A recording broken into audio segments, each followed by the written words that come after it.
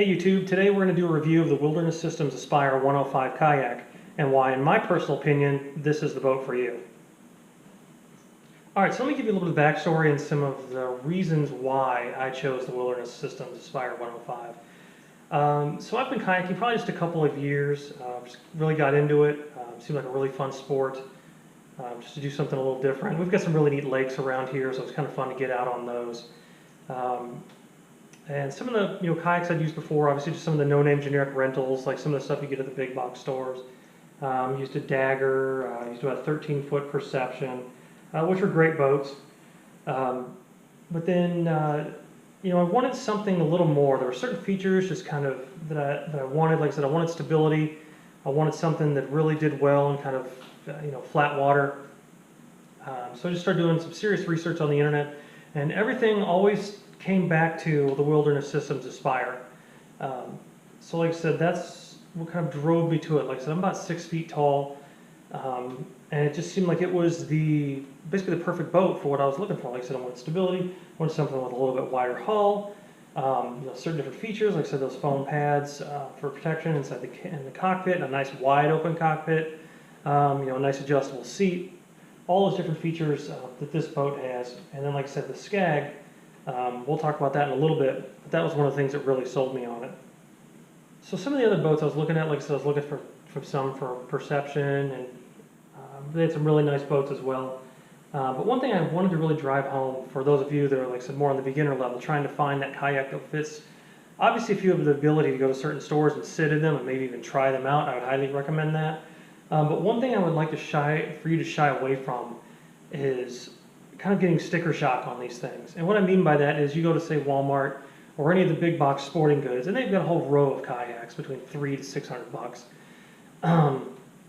I highly encourage you to go look at those boats, look at those kayaks, and then go to the specialty store and look at stuff from, like the Wilderness Systems, and just kind of do a side-by-side comparison in your head as to the fit and finish, the construction, and the features and benefits that you get for the, just $200 to $300 more for, like the Wilderness Systems. It was a no-brainer for me to go with one of these. Just the increased, quality and added features and just customization. I mean, it's a professional level boat that I'm paying just a couple $100 more than your generic, just no-name, big box store brand.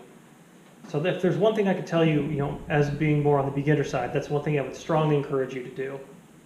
So with that said, let's do a walk around and I'll walk you through some of the real cool features of this kayak. Okay, let's take a deeper look at the design and construction and features of this kayak. So right off the bat, you can see, let me show you kind of the profile of this kayak. As you can see, it's got a little bit wider than some of the ones that you see. I like that feature a lot because in my mind it provides a lot more stability. If I wanted to stand up in this kayak, I could. So like I said, that was one of the unique selling features of this one over some of the other ones. Obviously, if you're ocean going, a kayak this wide is not going to be the one you're going to want. You're going to want one, obviously, with a slimmer profile. But for the water that I'm going to be traveling on, that's one of the features that I wanted to make sure the kayak had.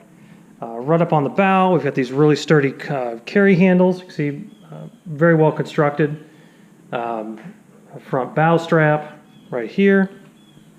Then up on your dashboard, this is pretty neat. Cup holder, which I thought was kind of a cool feature. More straps for securing items up on your dashboard. Moving into the cockpit, you can see a nice wide open cockpit. Let me see if I can get you guys a good shot of this, of how much room you have, which again was a cool selling feature for me as I was comparing it to other kayaks. Right here, as you can see up front on the sides here, I thought this was pretty neat. These knee bolsters. If any of you have ridden a kayak and cut yourself on one of these edges, you know how important it is to have these foam pieces here on the knee bolster.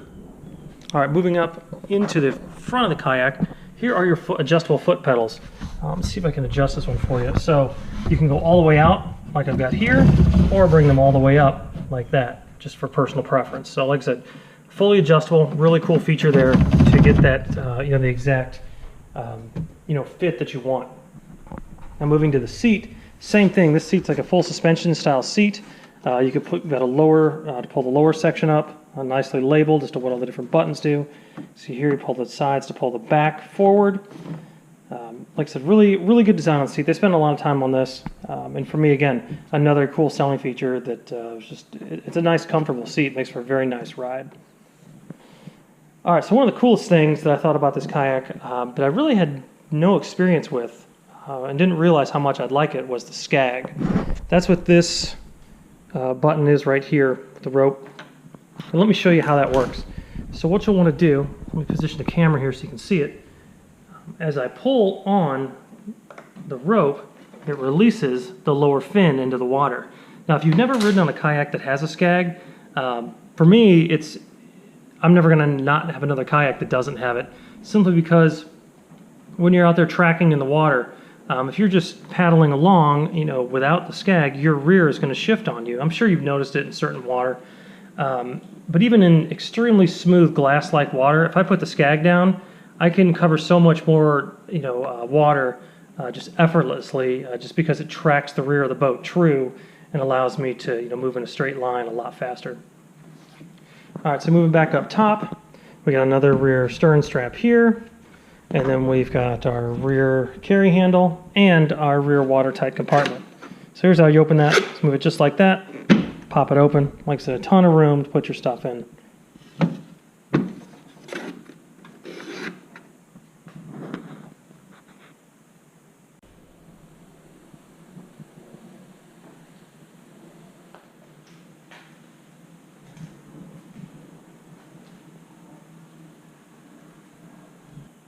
All right, so I really hope this review was helpful for you. Like I said, for those of you out there who are more on the beginner level, trying to find that kayak that fits your needs, those are kind of the people I'm speaking to. Just trying to give you as much information as you can and kind of give you some of my, personal experience, being in your shoes not too long ago as to why I chose this kayak. So, like I said, good luck out there. I hope you have fun. And tell you what, let's go and take this one out on the water.